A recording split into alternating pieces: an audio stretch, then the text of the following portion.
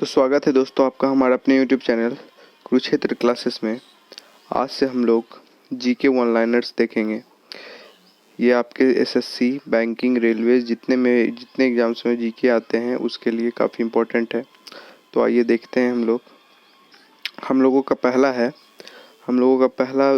है कि भारत का प्रवेश द्वार किसे कहा जाता है। भारत का प्रवेश द्वार किसे कहा जाता है? तो याद रखें, मुंबई को भारत का प्रवेश द्वार कहा जाता है। किसे कहा जाता है? मुंबई को। ठीक है।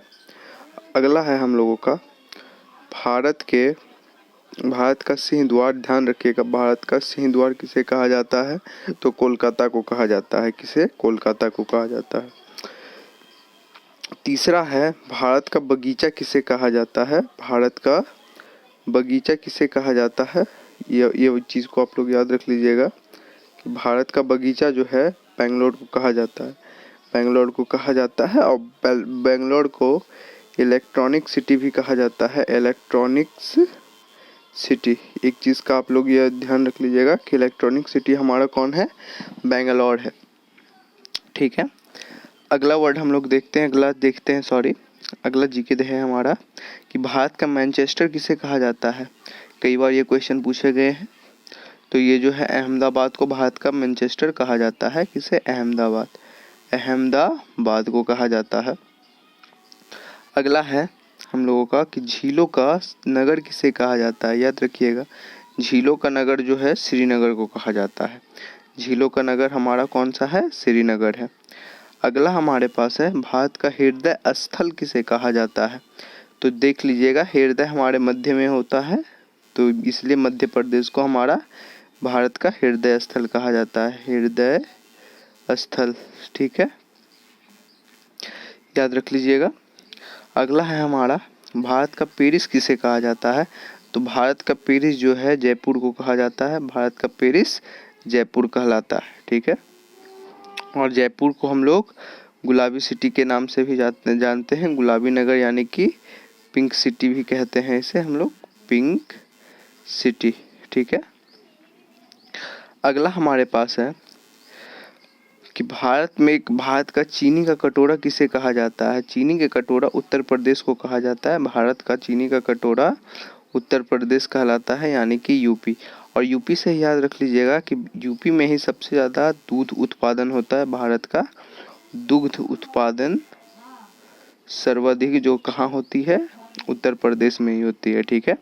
और विश्व में चीनी का कटोरा किसे कहा जाता है? तो क्यूबा को कहा जाता है। क्यूबा एक देश है जिसे विश्व का चीनी का कटोरा कहा जाता है। ठीक है।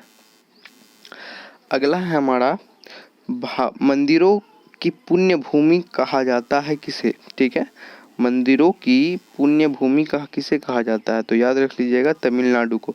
और तमिलनाडु में ही सबसे ज़्यादा मंदिर है, इसलिए इसे मंदिरों का पुण्य भूमि कहा जाता है, तमिलनाडु। ठीक है।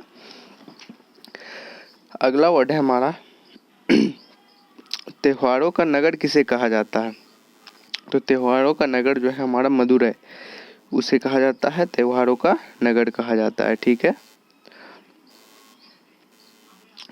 अगला हमारे पास है, धान का डलिया किसे कहा जाता है।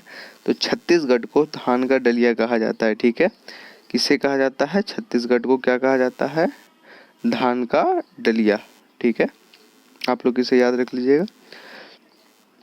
अगला वर्ड है हमारे पास, फलों का डलिया किसे कहा जाता है। फलों का डलिया। ठीक है, याद रखिएगा, फलों का डलिया जो है हम लोग हिमाचल प्रदेश को कहते हैं फलों का डलिया। और फलों से ही याद रख लीजिएगा कि फूलों घाटी नेशनल पार्क जो है हमारा कहाँ है? उत्तराखंड में है, उत्तराखंड। ठीक है, ये चीज़ को याद रख लीजिएगा। और फलों का डलिया किसे कहा जाता है? हिमाचल प्रदेश को कहा जाता है।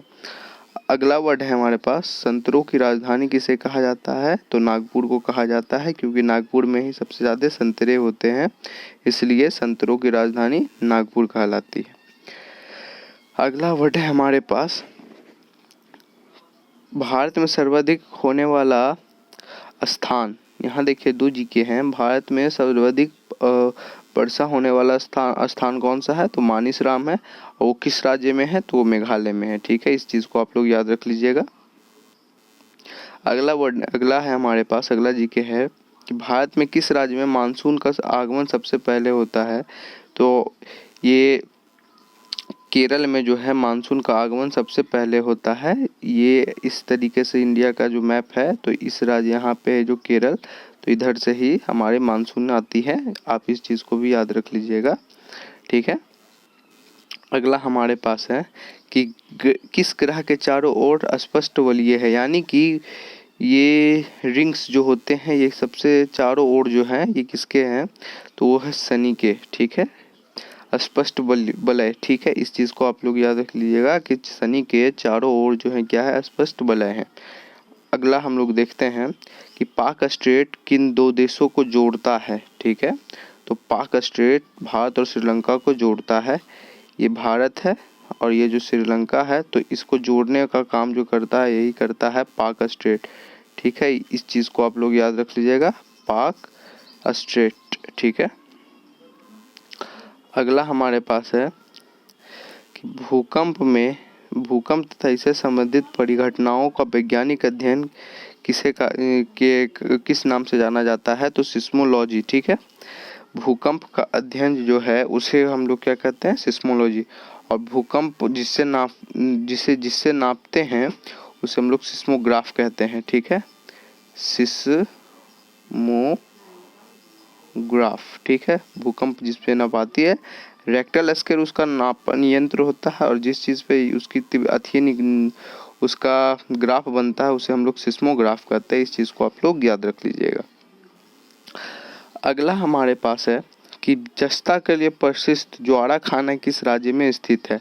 तो जस्ता मतलब जिंक का प्रसिद्ध ज्वारा खाने की मतलब ज्वारा खान जो है एक, वो किस राज्य में स्थित है? तो राजस्थान में वो स्थित है। ठीक है, ज्वारा खाना, इस चीज़ को आप लोग ध्यान रख लीजिएगा। ज्वारा खान जो है वो कहाँ है? राजस्थान में है।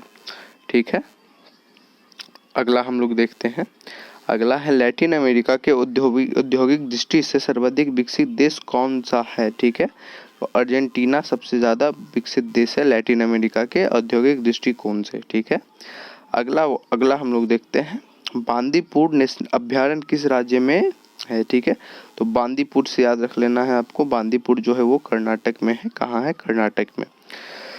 अगला हम लोग देखते हैं विश्व की सबसे गहरी झील कौन सी है? तो विश्व की सबसे गहरी झील जो है वो बैकाल झील है, जो कि कहाँ है? साइबेरिया में। आप लोगों को बताना है भारत